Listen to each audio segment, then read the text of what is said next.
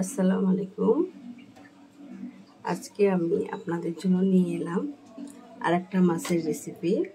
এটা হলো পুঁটি মাছ দিয়ে লাল শাকের টক।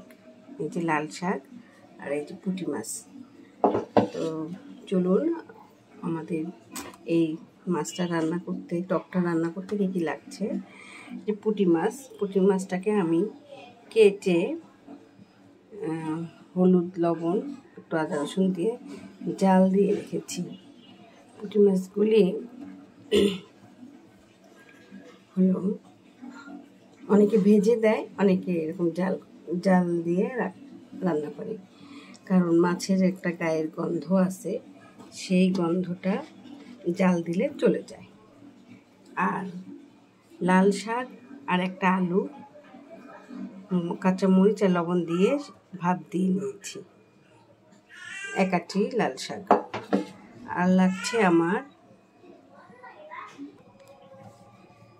আর লাগছে রসুন কুচি আর পেঁয়াজ কুচি, কাঁচামরিচ। যদিও আমি লাল শাকে কাঁচামরিচ দিয়েছি। আর নিব, টক রান্নার জন্য নিব আমড়া। এটা সিজনাল বুঝে জলপাই দিয়েও করা যায়, কাঁচা আম দিয়েও করা যায়, তবে আমি এখন আমড়া পেয়েছি বাজারে, আমড়া দিয়ে এই টকটা রান্না করব। আর লাগছে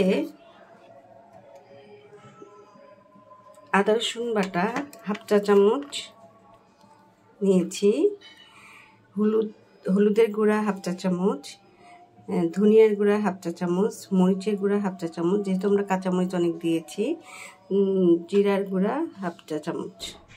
আর এখানে একটু লবণ নিয়েছিলাম, লবণটা আদা রসুনের রসে গলে যাচ্ছে। আর লাল শাকে সিদ্ধের সময়, ভাত দেওয়ার সময় লবণ দিয়েছি, এই জন্য আমরা লবণটা খুবই কম দেব। তো এখন আমরা রান্না করতে চলে যাই। কড়াইয়ে আমি একটু তেল দিয়ে নিব। তেলটা 1 টেবিল চামচ পরিমাণ নিলেই হবে।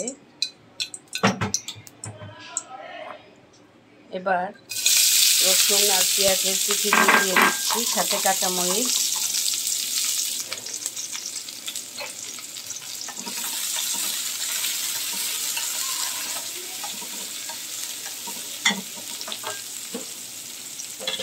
এবার দিয়ে দিব মশলাগুলা।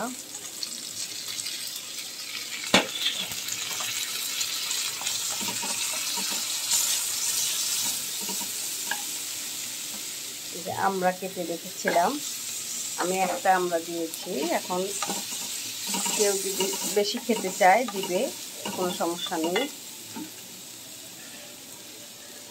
এবার একটু সামান্য পানি দিয়ে দিব। মশলার থালাটা ধুয়ে পানিটা দিয়ে দিলাম।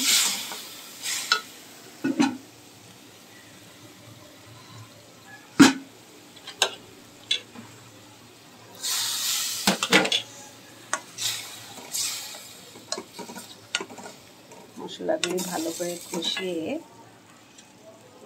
সিদ্ধ করা লাল শাকটা দিয়ে দিব। লাল শাক, আলু।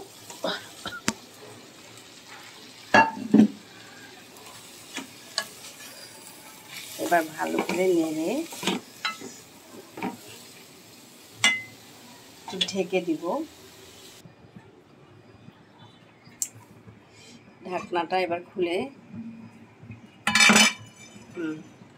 মোটামুটি আমার শাকটা হয়ে গেছে। এখন আমি পুঁটি মাছগুলো দিয়ে দিব। এই মাছগুলা ভেজেও দিতে পারেন, আবার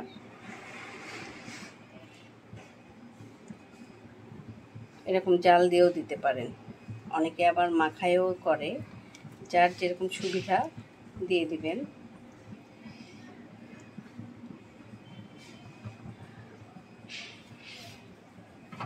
মাছগুলি দিয়ে আমি একটু ঢেকে দিচ্ছি।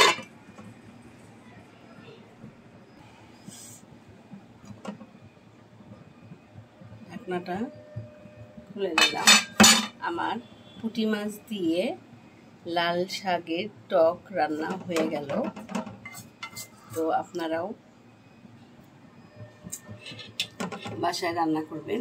লাল শাক তো খুবই উপকারী, আর এই গরমে এই রেসিপিটা খুবই স্বাস্থ্যসম্মত। তো আপনারা অবশ্যই বাসায় তৈরি করে ট্রাই করবেন, তৈরি করে ফেলবেন। আল্লাহ হাফেজ।